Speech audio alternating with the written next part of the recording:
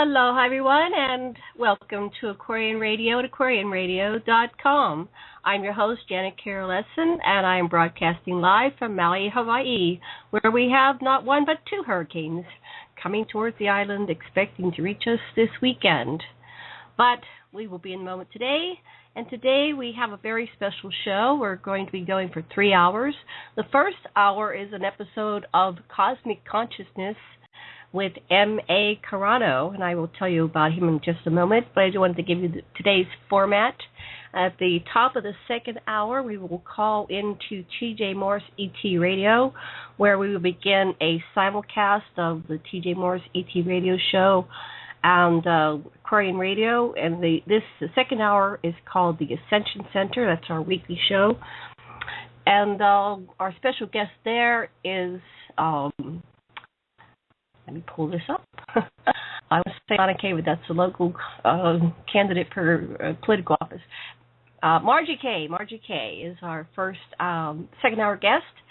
And later on in that show, same show, Princess Cyrene Harakawa Ra will be joining us. Excuse me.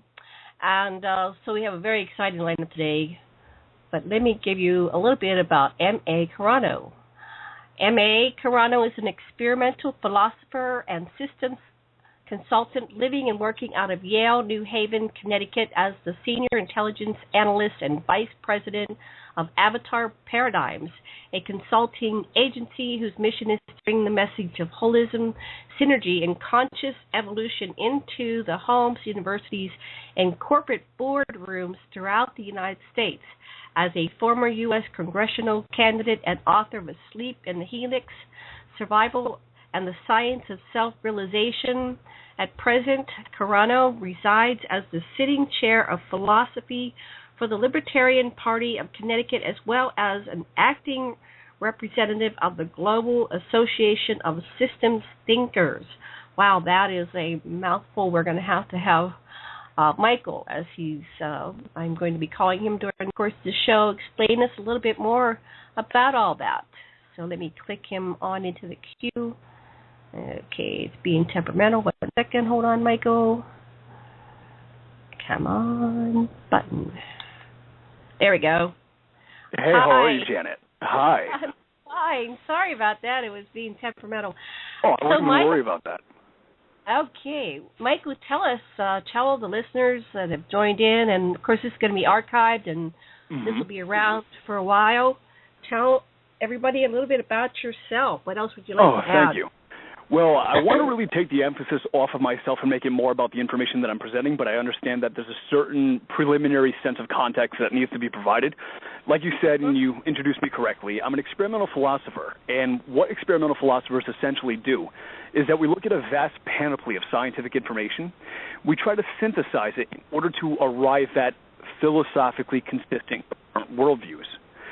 And a systems consultant is an individual who's in general systems theory and learning how to think in systems, such as holism, feed-forward, feedback, feed-through loops, things to that effect. Ecologies use systems theory, economies use systems theory, and I would apply that to people's businesses or, in certain instances, as an existential consultant, to people's private lives.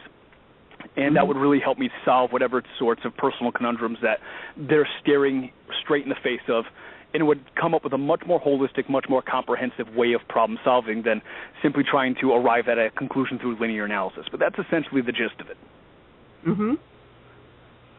Okay. So what are our topics today? What would you like to cover? We have about 55 minutes. Okay. Well, I wanted to get into the discussion real quick with some background knowledge, because cosmic consciousness implies a synthesis of cosmology and psychology. And when you synthesize cosmology and psychology, you get a unified theory, which some people call astropsychology. The term itself comes from Glenn Perry. And astropsychology is to astrology which chemistry is to alchemy. It's the next step in astrology. So astrology in the face of astropsychology is now obsolete. Now, there's not a lot of people who are aware of it, but there's a substantial body of scientific evidence to confirm and validate many of the tenets in astrology. And I've investigated this in detail using my metanoetic method, which is a four-dimensional method of cognition. It allows people to think in 4D, Most people only think in 2D. Some people think in 3D. But using metanoetics, I've been able to go ahead and map out the science of astropsychology as derived from the tenets of astrology and demonstrate that there is something valid to it, and it's something that people might want to take a look at. Right, because people really love astrology. They open their papers and go right to the report, and they enjoy reading about it. May not come true, or some of it does and some doesn't, but it's been around for thousands of years. Thousands of years. As a matter of fact, cultural historian Richard Tarnas, he once described astrology as the gold standard of superstition, and he himself is a proponent of astrology, and he wrote a fascinating book. It's called Cosmos and Psyche, Intimations of a New Worldview, that I recommend to anybody who's seriously interested in taking a closer perspective on what evidence exists to see that planetary correlations do, in fact, influence historical events. But I want to go ahead. I want to introduce my metanoetic method of analysis before I plunge right into the meat of the material, so that people could be. What does metanoetics mean? Metanoetic essentially means it derives from the Greek meta for beyond, and the word nous is Greek for knowledge. So it literally means beyond knowledge. And the term itself, it was first coined by the 20th Japanese philosopher Hajime Tanabe. And he coined it specifically because he was interested in trying to discuss insights that transcend the limits of rationality, more particularly Buddhist concepts of enlightenment. And at the time that I decided to call my philosophy metanoetics, I wasn't aware of Tanabe's work, but I've got a friend of mine. He's a fellow philosopher. He's brilliant. His name is Joel D. Morrison. And he brought it to my attention that the term was already occupied. And I considered the correspondence between Tanabe's thought and my own a staggering case of synchronicity. And since the moment I first discovered about the correspondence, I've since decided to continue to work under the impression that Tanabe, in some sense, should receive the credit for posthumously naming my philosophy. So that's how I look at that. So and the reason why I say this is simple, and it's because it wasn't long following the completion of my first book, which is Asleep in the Helix, Survival, the Science of Self-Realization, that I was in a deep state of meditation when suddenly, in a brilliant flash of insight, my entire new philosophy just simply occurred to me completely. It was like I downloaded it straight out of the Akashic field. Right. I can't explain it. Yet that's exactly how it was. The entire thing was totally complete. So when Joel first came to me and he introduced me to Tanabe's work, the sense of synchronicity that I experienced, it was overpowering. Janet, it floored me. It was like deja vu times 5. So it was at that. And this seems to be happening more and more. This kind of accessing the Akashic records and getting downloads. So, carry on. That's the only way. That's the only way I can describe it. And it was as if the same source of inspiration that motivated Tanabe to write was also now acting through me. So I just simply decided to surf the synchronicities and to follow things where they may, and to develop the theory further from there, with credit to Tanabe, but also taking credit for what individual aspects of it I'm now contributing to it. Now, I describe metanoetics simply as being different from other philosophies because it's not a model of consciousness. It's essentially a state of consciousness that's capable of thinking in 4 dimensions. And this is relevant because most people only think in 2D. Like, for example, philosopher Ken Wilber, he wrote Sex, Ecology, Spirituality. He's a brilliant individual. Even his integral model is a 2-dimensional paradigm because it only consists of subject and object dichotomies. In other words, he sees things from either a subjective perspective or an objective perspective with minor modifications of these points of view, such as intersubjective or interobjective. But it's still 2D thinking. But how many people have ever heard of the adjective dimension of contextual interrelations? Not a whole lot of people. Or how many people have ever heard of the projective dimension of existential possibilities? Not a whole lot of people, and certainly not Ken Wilber. And these 2 dimensions, among others, are completely absent in the work of philosophers like Wilber. And this is where metanoetics transcends and includes the work of philosophers like Wilber. Because where Wilber's work is essentially a 2D vision of a world, which is split right down the middle with it by inner and outer realities with no intervening objective or subjective connection between them, metanoetics goes beyond integral thinking in its capacity for 4-dimensional cognition. So there's 4 dimensions, and they're simple. Mean? 4-dimensional cognition simply means this. There's 4 dimensions of thought, and we could think of them in very simple ways. They have 4 terms. I've named them 4 exotic terms. The first dimension of the mind is the archetypal continuum. The third dimension of the context we live in is the existential matrix. The second dimension of the objective world is the chaotic axis, and the primal perspective of the first dimension is the archaic form. Sorry, that'd be the fourth dimension. But in each of these four dimensions, they each have their own points of view, and they're called the subjective, the adjective, the objective, and the projective perspectives. And each dimension also has its own mode of cognition. Primal is first-dimensional thinking, reductionistic is second-dimensional thinking, holistic is three-dimensional thinking, and transcendent is four-dimensional thinking.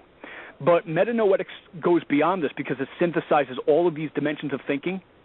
And when you synthesize first, second, third, and fourth dimensional thinking, you get metanoetics. And it's simply a state of consciousness that's perceptually capable of perceiving all four dimensions of reality from all four perspectives using all four paradigms. So it's not even a paradigm, it transcends paradigms. It's a meta-paradigm. And as a result, metanoetics are capable of solving problems that other philosophies can't simply even touch. It's almost like I didn't even think about it. Mm-hmm.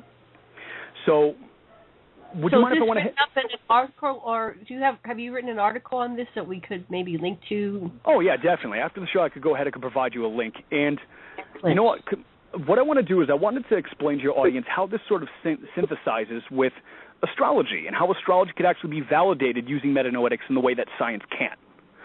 So everybody knows astrology. There's many people who swear by it, but unfortunately a lot of people are stigmatized because they have a belief in astrology.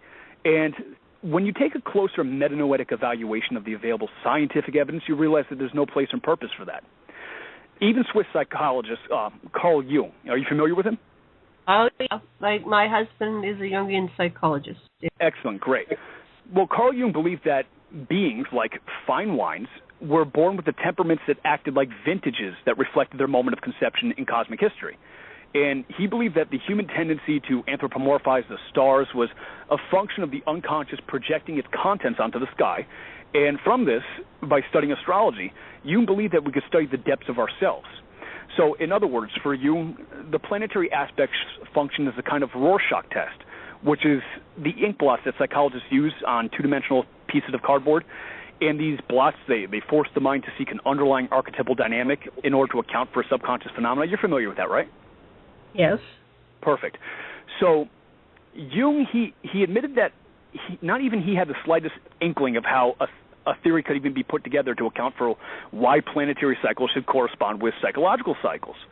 And even if it came through archetypal cycles, like swapping out like seasons, he didn't even have the slightest hint of understanding how these might relate. And he believed that the fact that they do was highly suggestive of the possibility that the universe we live in, large and wide, was really just a superconscious manifestation of something. He called it the psychoid. Mm-hmm. Now, after Jung, there came an astrologer, or not an astrologer, an astronomer. His name was Percy Seymour. He's the senior lecturer in astronomy at Plymouth Polytechnic, which is one of Britain's most eminent institutions of higher learning. And Percy Seymour believes that he might have discovered how astrology might be possible. So to explain this theory, it's going to just take a little bit of background knowledge in quantum mechanics, and we could simplify everything so it's easy for everyone to understand. Is that okay? I think the simpler the better, yes. Perfect. Okay. So if you had a grandfather clock, and this grandfather clock was a shrinking grandfather clock, and the grandfather clock, every pendulum was shrinking, and you unplugged it at the apex of the pendulum, how many strokes would it be before the grandfather clock was capable of shrinking down smaller than a subatomic atom, and the grandfather clock's pendulum arrived at a total stilt? Do you know? No. Here's the thing. It would never. And the reason being is because once the grandfather clock was smaller than an atom, the pendulum would always have this residual jiggle. And that's because it would be floating in this ocean of energy and information that constantly powered it with just a little bit of energy. And that's the lowest energetic state in the cosmos. It's called the zero-point field, given the name 0 point specifically because it's the lowest energetic state. Now, gravity, electromagnetism, the strong force, and radiation, these are the four fundamental laws, forces of physics. And quantum physicists have discovered that these four forces arise in the 0 point field in the same way that, let's say, ripples arise in the ocean, or you have surf, or you have tsunamis. Gravity, electromagnetism, these forces are the four fundamental forces of nature, and they're waves in the 0 point field. And integral theorist Erwin Laszlo, he called it the Akashic field, which is really important to our discussion. And he named it after the Akashic records in Vedic philosophy. And here's why. If you were in a hot air balloon and you were just floating pristinely and placidly above a calm lake looking down, and you saw a speedboat which is plying the water, you could look down, you could see as the speedboat bounces across the surface, it leaves wake trails behind it. And as you're looking at these wake trails, you notice that they sort of weave out in the form of interference patterns. And if you had sufficiently advanced technology, you'd be able to take those interference patterns and you'd be able to decode the weight of the boat, the tonnage of it, the speed it was traveling. Even the moment that the driver leaned over to grab himself a beer out of a cooler would be reflected in the wake trails. In other words, the water has memory, and it's coded straight in the currents of the water. So if wind and erosion didn't exist to cancel these effects out, they'd remain there forever, indefinitely. And that's exactly what happens with the zero-point field. Everything we do, everything we say gets coded in the holographic superfluid of the zero-point field. So the universe is constantly recording everything using quantum holography. So the universe is a kind of quantum hologram that's projected out of the zero-point fields into our own minds. And using the same principle, Percy Seymour, he's the individual and the astronomer who came up with a theory to explain how planetary positions could actually impact human behavior. He said that as the planets move through our solar system, they disturb the electromagnetic field of the sun, which is part of the zero-point field, and they encode it with a subquantum akashic signature of their positions, right in the electromagnetic field of the sun. And these disturbances in the sun's electromagnetic field, they trigger radiation storms that affect solar wind output. And as solar wind output carries the akashic signature of the planetary positions, at the moment it strikes the Earth's electromagnetosphere, it encodes the Earth's electromagnetosphere with the akashic signature of the planet's positions. And these positions are reflected as variations in the Schumann resonances of the Earth's electromagnetosphere. And the differentials in the frequency of Schumann resonances, which is caused by the planetary aspects, ultimately transfer their akashic signature to the electromagnetic fields of the human brain.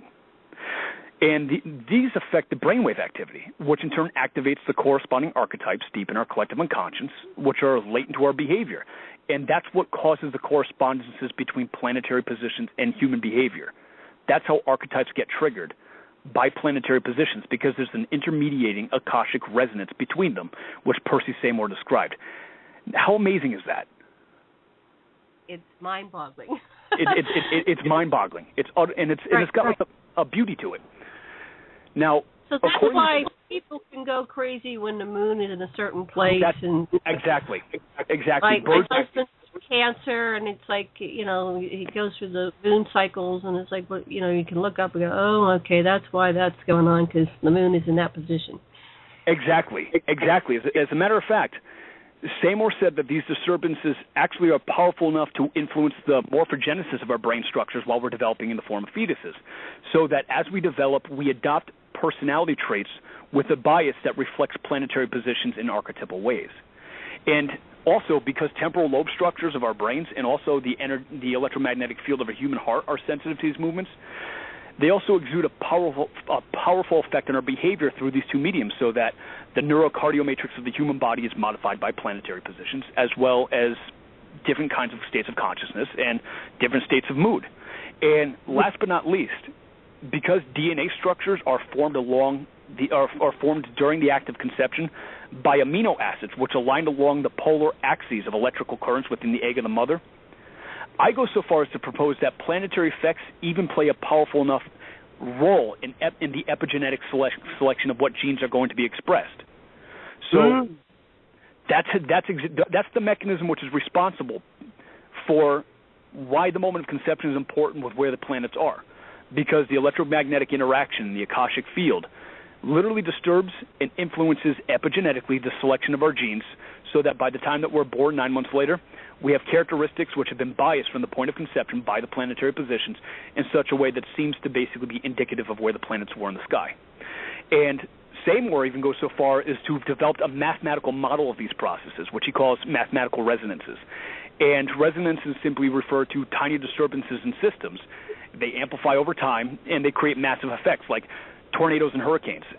As a matter of fact, chaos theorists, they call it the butterfly effect. And you've heard of that, right? Oh, yeah, there was a movie about the butterfly effect. Yeah. Well, then you completely understand. Exactly. So it takes advantage of a known principle in chaos theory, which is the butterfly effect. So no, our listeners, though, they may not be aware. What is the butterfly effect? The butterfly effect is simply a component of chaos theory, and chaos theory is a science of sensitive dependence on initial conditions, meaning that subtle distortions or disturbances in the starting conditions of a system that's sufficiently complex amplify over time to make massively different changes in the environment. So a butterfly flapping its wings in Sao Paulo, Brazil, over time could actually disturb weather patterns significantly enough to cause a tornado in Texas.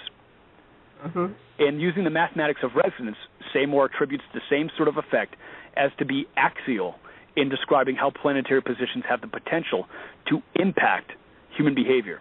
Now, what I've just described there is what we would in metanoetics call the archetypal continuum, or the subjective perspective of knowledge. So what I've just done there is I've given a coherent theory of how astrology actually works, and that's an important component of knowledge. Theories have to be logically coherent and consistent all the way through. So by putting forward that information, we now know that there's good reasons to believe the astrological hypothesis. The next test is to see whether or not it's rational. So we move from the first dimension of the primal perspective, known as the subjective point of view, in the archetypal continuum, and we progress into the second dimensional perspective of the objective point of view as it's manifest. Sorry, it's the third dimensional point of view as it's manifest in something called the existential matrix, which is a surrounding context. Okay. So psychologist and philosopher and cultural historian, I mentioned him earlier, his name is Richard Tarnas. And he published in his 2000 book by the name of Cosmos and Psyche an enormous tract of information regarding how planetary positions correspond with world events. And the purpose was to simply overwhelm skeptics with the sheer volume of the data that supports the astrological hypothesis. So through his work in Cosmos and Psyche, Tarnas shows exactly how the astrological hypothesis can be used to rationally analyze an incredibly immense spectrum of world events and to set them in a larger cosmic context that synchronizes the development of historical trends in accordance with human behavioral propensities. And he does it elegantly and beautifully. So, for example, let's take the Uranus-Pluto conjunction at the tail end of the 18th century. So for people who are familiar with astrology, they would know that Pluto symbolizes violence, Pluto symbolizes death, it symbolizes power struggles and transformation. And Uranus symbolizes radicalism, it symbolizes revolution, it symbolizes enlightenment, individualism, and it also symbolizes turbulence. Now, during the Uranus-Pluto conjunction of the late 1700s, it corresponded not only with the conclusion of the American Revolution, which is an incredibly violent conflict, but also revolutionary and radical in the sense that it was a consequence of Enlightenment thinking. But it also preempted the onset of the French Revolution, which was the bloodiest revolution in French history. And during the Uranus-Pluto conjunction or opposition of the mid-1800s, there was the abolitionist movement that sought to liberate black people from the destructive powers of an agrarian society that ultimately erupted into the explosive violence of the Civil War, and that radically transformed the face of American culture.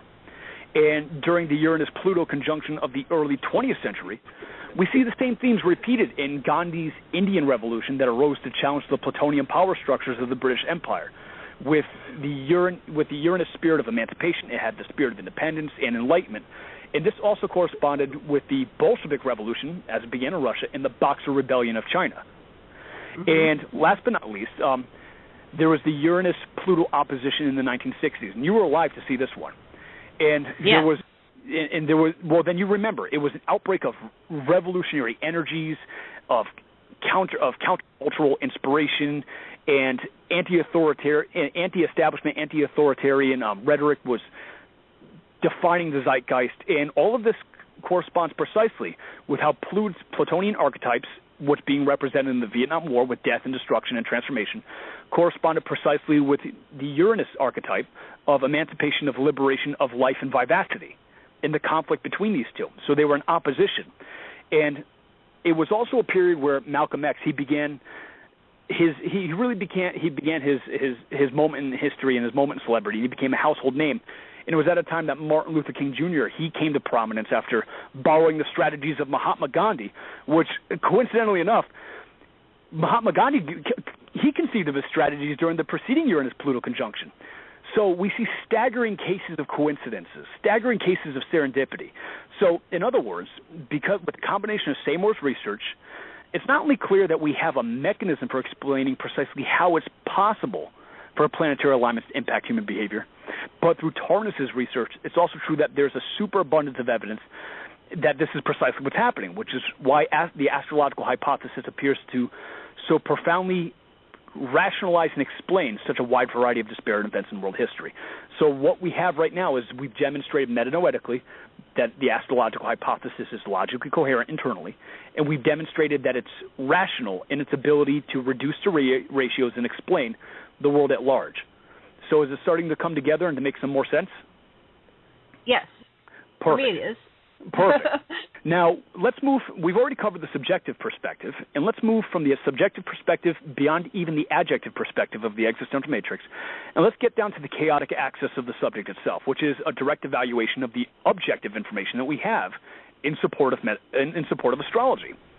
Because what a lot of people aren't really aware of is that during the 20th century, the French psychologist and statistician, his name was Michel Gauquelin, he compiled an enormous body of evidence that proves peremptorily and beyond all shadow of a doubt that planetary positions do in fact affect human behavior.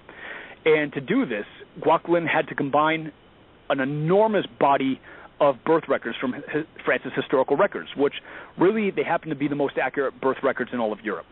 And after that, Gauquelin divided the sky into regions he called Gauquelin sectors. And then he began to analyze statistical relationships between professions of world-famous personages and the location of the birth planets that were in position in their natal charts. And to do this, Gauquelin spent no less than 3 decades. It took him 30 years to look at all the evidence. An enormous amount of evidence work went into this. And he discovered that actors tend to be born with Jupiter in a positive section of the sky, athletes with Mars, soldiers also with Mars in a positive section of the sky. Politicians tend to be born with Moon in a positive Gauquelin sector. He discovered that scientists tend to be born with Saturn in a positive Gauquelin sector, as well as Mars in a positive Gauquelin sector, and they tend to be lacking Jupiter in any significant sector. And musicians tend to be born with Venus in a positive sector, as well as Mars in a negative sector. Last but not least, he also discovered that painters tend to be born with Venus in a positive sector, and they tend to be minus Mars and minus Saturn. And the title of his work eventually became to be known as the Mars effect, because the most pronounced effect orbited that of athletes as it was expressed in the Martian archetype. And later on after that, Gauquelin's research was successfully replicated by the world's most eminent psychologist and statistician at the time. His name was Hans Eysenck. And he analyzed Gauquelin's data and discovered it had a rate of fidelity higher than the rate of fidelity for psychoanalysis, and that the planetary effects observed were statistically significant, a predictor of human aptitudes, as is the ability of a daily regimen of aspirin to reduce the risk of heart attack or stroke. How amazing is that?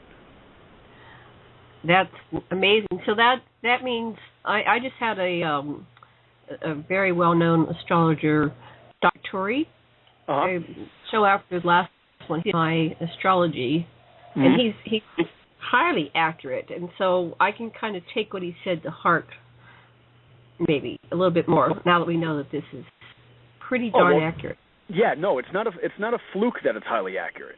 It's as a matter of fact, there's statistical research and further evidence that conforms with your point of view.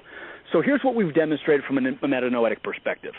To recapitulate what we talked about, we've explained through the work of Carl Jung and the work of Percy Seymour, from a primal paradigm of of one-dimensional thinking, that we have an internally consistent, logically coherent hypothesis that is sensible to believe in at face value.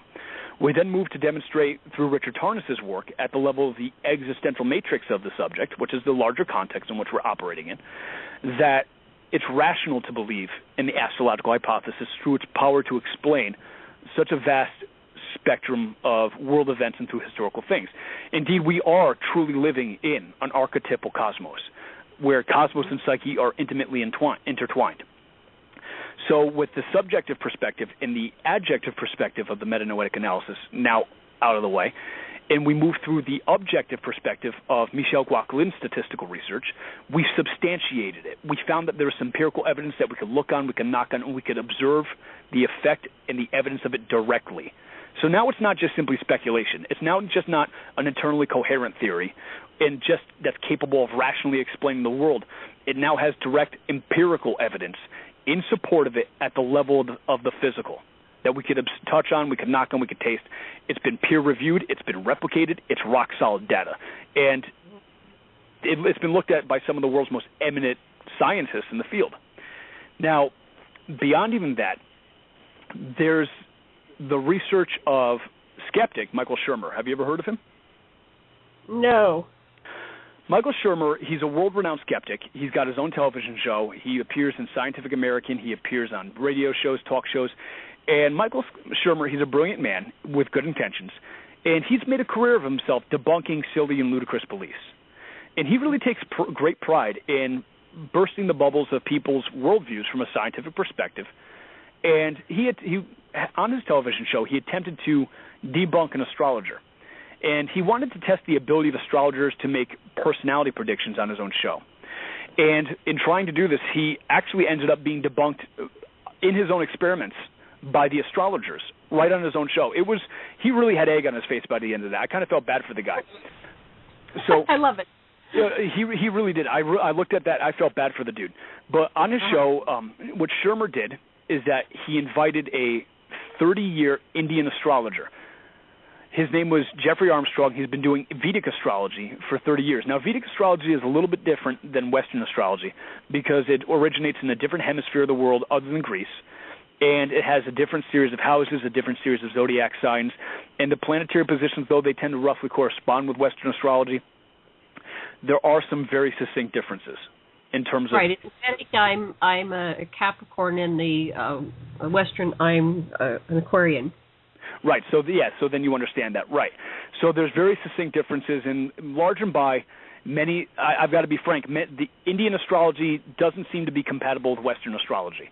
I've looked at it, and maybe they are, but I can't seem to find any patterns. There's a direct conflict there, and I've been trying to look at it from a four-dimensional perspective to see how they interrelate. I haven't been able to synthesize it just yet, or to find the underarching gestalt. That's probably in the future. What about the Chinese?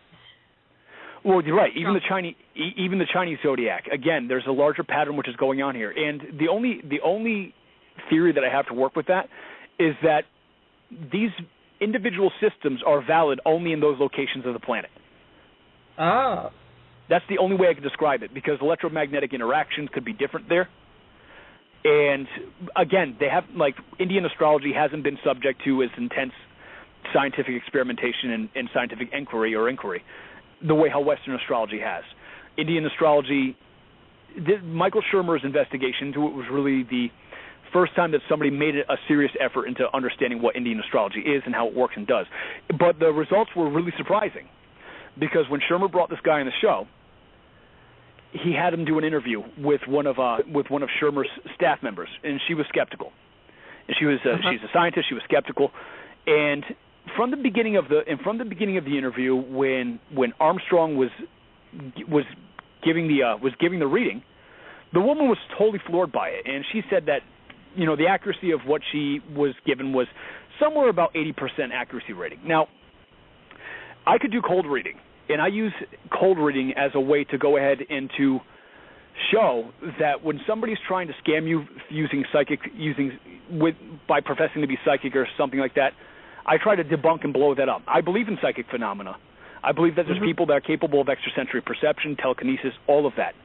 But I'm also really adept at cold reading, and I'm able to distinguish who's doing what and who's full of BS and who's not because of my skill in cold reading.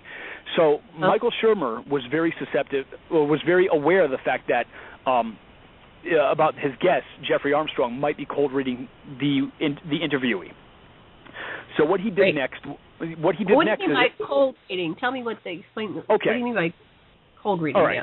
Now, in the background, before I got with Avatar Paradigms, I worked a lot in sales, and as a matter of fact, one of the services that I offer is body language techniques for reading human body language when you're as a sales associate, and you need to go ahead and you need to close the deal, but understand what the underlying objections are in a customer. And I've studied the psychology of deception. I've just studied body language. I've studied a wide variety of different psychological disciplines in order to increase my revenue as a sales associate. Now, eventually you come to a critical level in your ability to which you could look at somebody and through tiny little microfacial expressions or tiny little movements of their body, as you're speaking, you could tighten the direction up of what you're talking about to get at the hidden subconscious implications of your speech, which are just concealed right beyond the veil of the person's hesitancies. Mm-hmm. So cold reading is just the ability to interact with someone in a very short amount of time and to abstract a lot of data about that person, to come to know them really, really well in a very, very short amount of time. There's a lot of people that I meet, they're like, are you psychic? I'm like, we're all psychic, but in this particular case, no, I'm not being psychic. In this particular case, I'm psychic. I think that my brain is just processing information faster than I can possibly imagine, so I'm reaching these conclusions, and that's why I seem to be very psychic and intuitive, but it's actually a function of my brain. But that's psychotic. Reason and intuition go together. You cannot have reason without intuition. If you take intuition, see, here's the thing. It's the intuition which is true, technically. Intuition is the fundamental way of how human beings interact with the world. However, the analytical mind takes intuition, chops it up into parts, and then these individual parts require us to explain how they relate to one another. So so then we project onto it logic and rationality out of a fundamental groundwork of intuition. I call it a machining of the world soul. I talk about this at length in the forthcoming publication of mine called, which I'm writing, The Shadow of the Lotus, Nietzsche, Buddha, and the Dharma of Chaos. It's probably not going to be out for about another year and a half, but I get into exactly this. So don't worry about it. If you're intuitive, that's valuable. Just always be certain to proof your intuitions with logic, with reason, with cutting-edge science. You want a holistic, four-dimensional way of dealing with the world. That are intuitive, I get somatic responses. So right. If they pan out and they become true, then I had an initial somatic response, like chicken skin, right? Right. Then the next time I'm getting something that's being said and I get chicken skin, and you have like 500 episodes or 1,000 episodes of that being true, then you know that what you're hearing is probably being processed on some higher level within your psyche, your subconscious. You're on point. You're on point. Yeah. The conscious mind could only process anywhere between 5 and 9 bits of data per second. Mm-hmm. As to where the processing of the subconscious mind is about 30 billion bits of data per second. So our conscious capabilities are vastly inferior to what our subconscious capabilities are.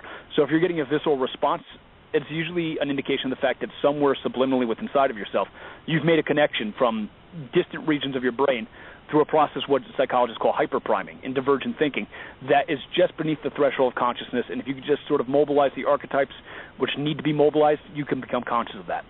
And in this particular case, Shermer was nervous, or not even nervous. Shermer speculated that Jeffrey Armstrong was cold reading the client.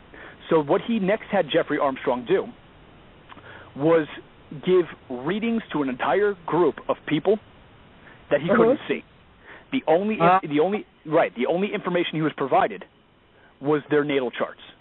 Now, he went through each individual person within this, and he described them from having bushy eyebrows to having propensities for fear and anxiety.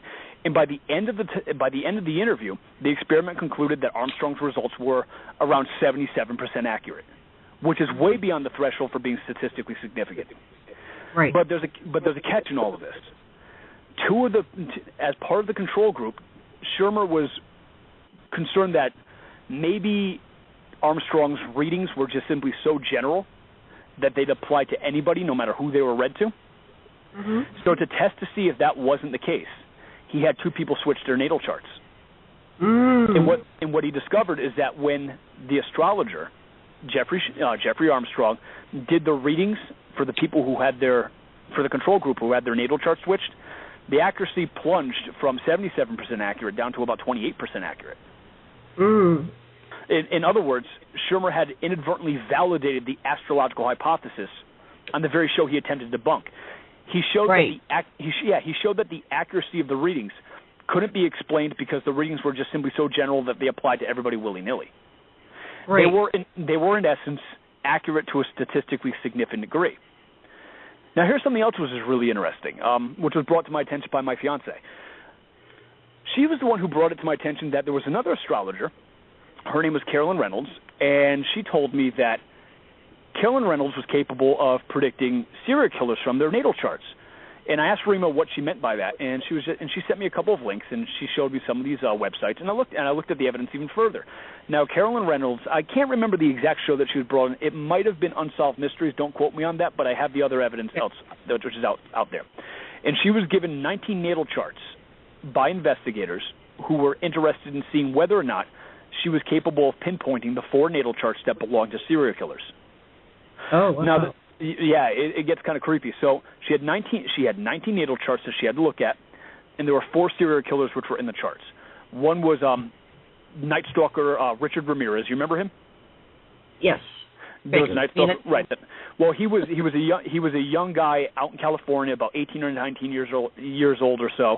He was considered attractive, and he was climbing into women's windows in the night, and he would brutalize them and murder them, and just leave their carcasses there for dead. And another was David, son of Sam Berkowitz. Mm-hmm. You know Son of Sam, right? Okay. Yeah. And then there was Jeffrey Dahmer. Everybody knows Jeffrey Dahmer. And then there was Edmund Kemper. He's a little bit more obscure, but he was also a renowned serial killer. And Carolyn Reynolds, looking at the data, was able to accurately pick out the 4 serial killers from the control group. And as a matter of fact, her predictions were so accurate that she was actually able to go ahead and predict that Jeffrey Dahmer was liable to be murdered himself. And that later happened several years after his conviction in jail. He was beaten to death by another inmate who thought he was Jesus Christ. Mm-hmm. Wow. So, yeah, really. So what does this all mean? So here's what we've progressed. Using a metanoetic analysis, we've moved through the beginning, the subjective perspective of the archetypal continuum. And we showed that from that point of view, we have a theoretically elegant, internally coherent hypothesis or theory as to how the astrological thesis can be utilized in a coherent way.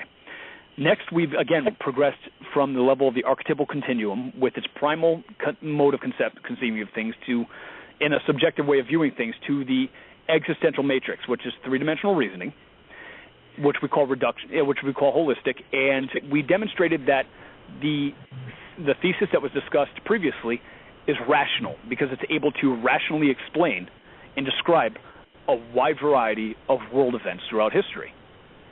Now, beyond that, because we've established the context, the existential matrix, which is the context of the discussion, we zoom down to the meat of the material in the context of an archetypal cosmos, which we call the chaotic axis.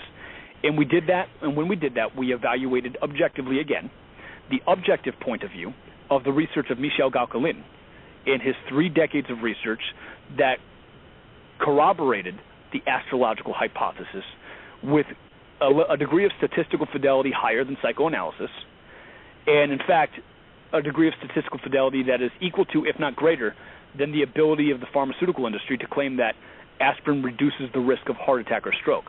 And then last but not least, we moved to the archaic form, which is the underlying core and the process of it from a 4-dimensional perspective of the astrological hypothesis. And what we did this by looking at the projective dimension. In other words, the ability of all of this information to see into the future of things and make predictions projectively as to what's going to happen.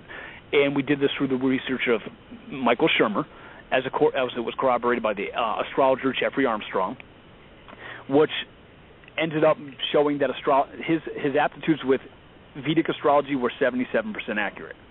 And then we also doubled that up with the work of Carolyn Reynolds, who was capable of predicting the 4 serial killers out of a selection of 19 natal charts, with knowing nothing else other than the natal charts.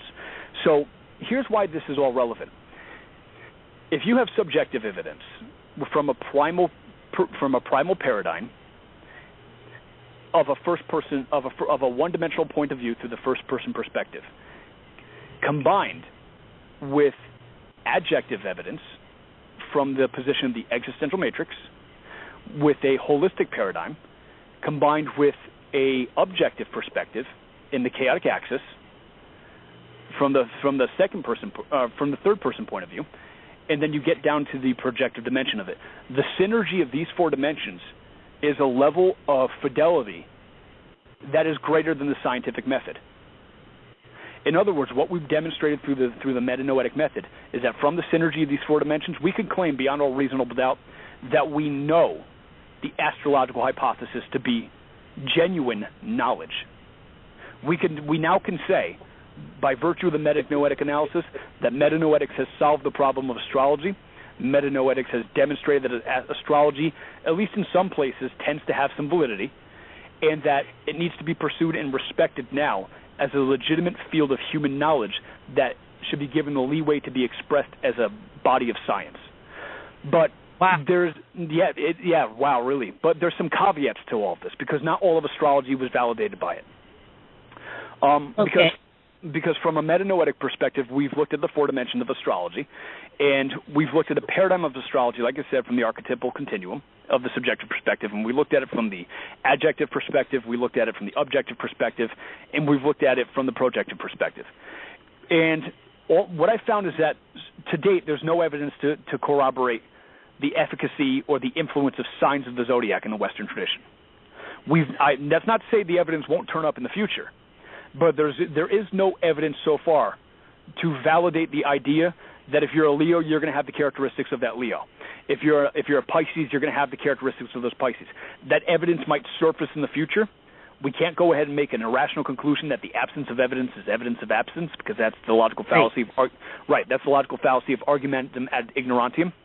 But if there's good reason to believe that if astrology's been valid up to this point, that we should begin looking to see whether or not evidence is there.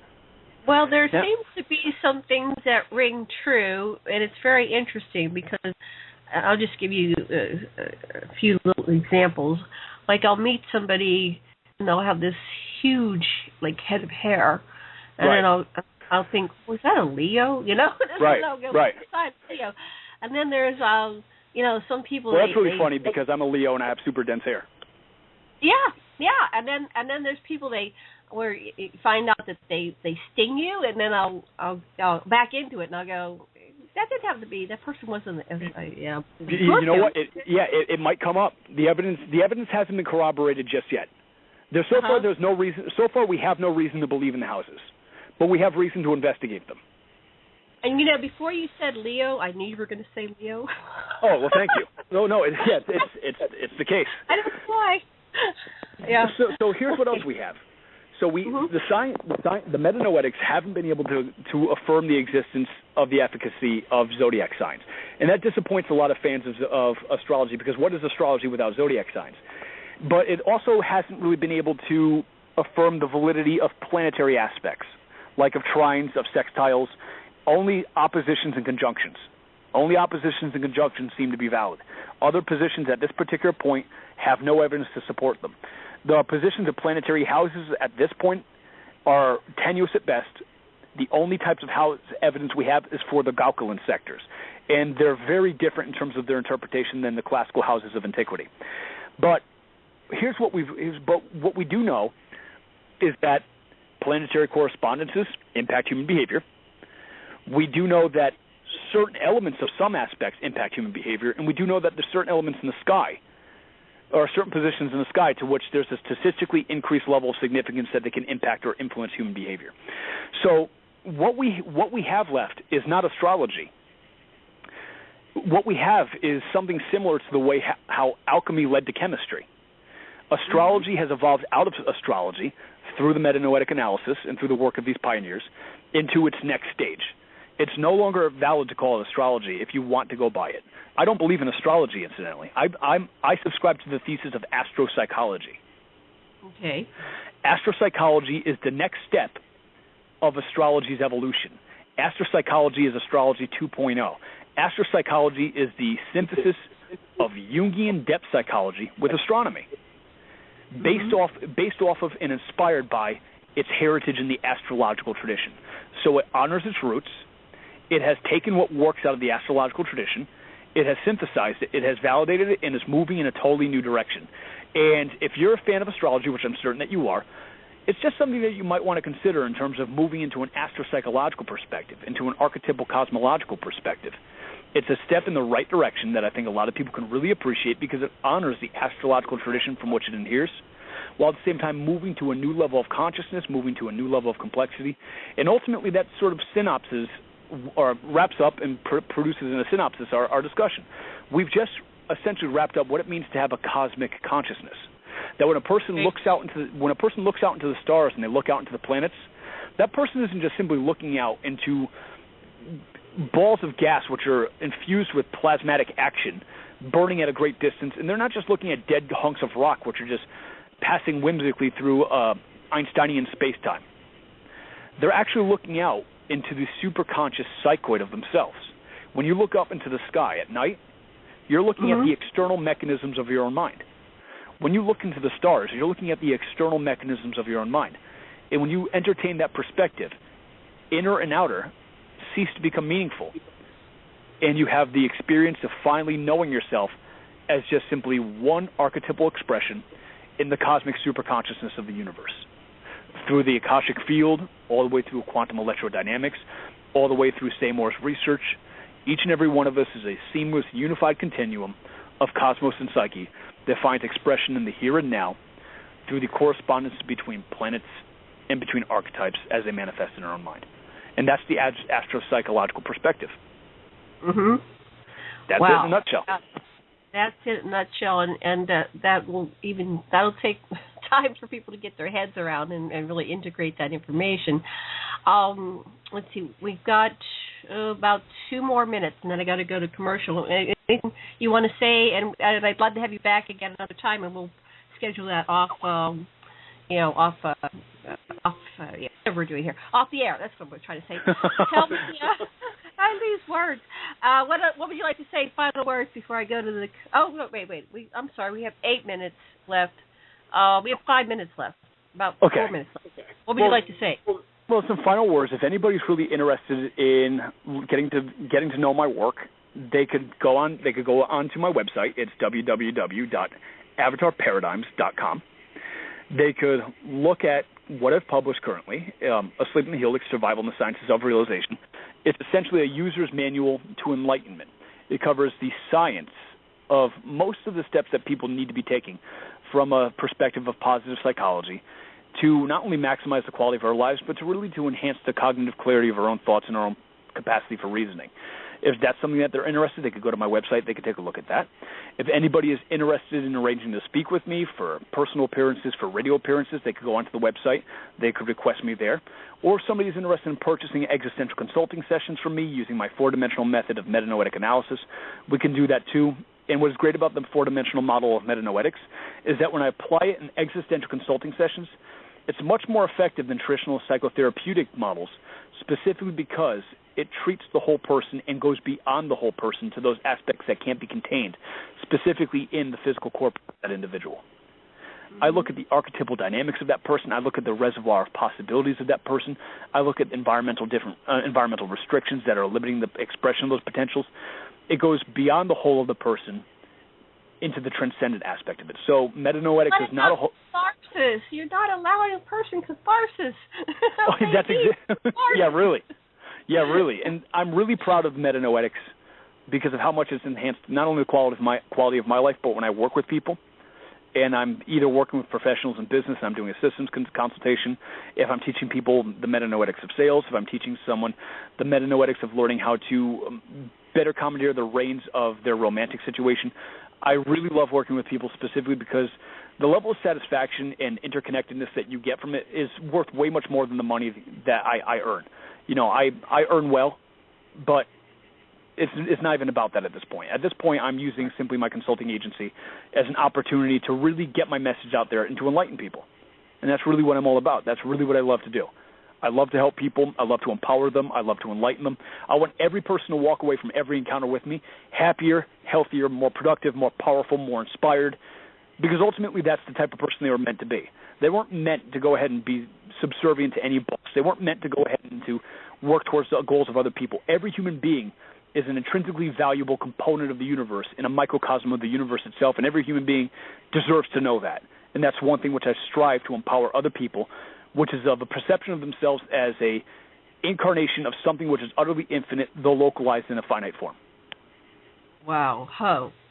All right. Well, that's just a perfect point for our commercials. So I'll be back after about 5 minutes of break, and I look forward to those people who want to continue with us, to joining us as we simulcast with T.J. Morris. Thank you, Michael, very much for joining us. We'll have you back again at a future show. Much love. Thank you.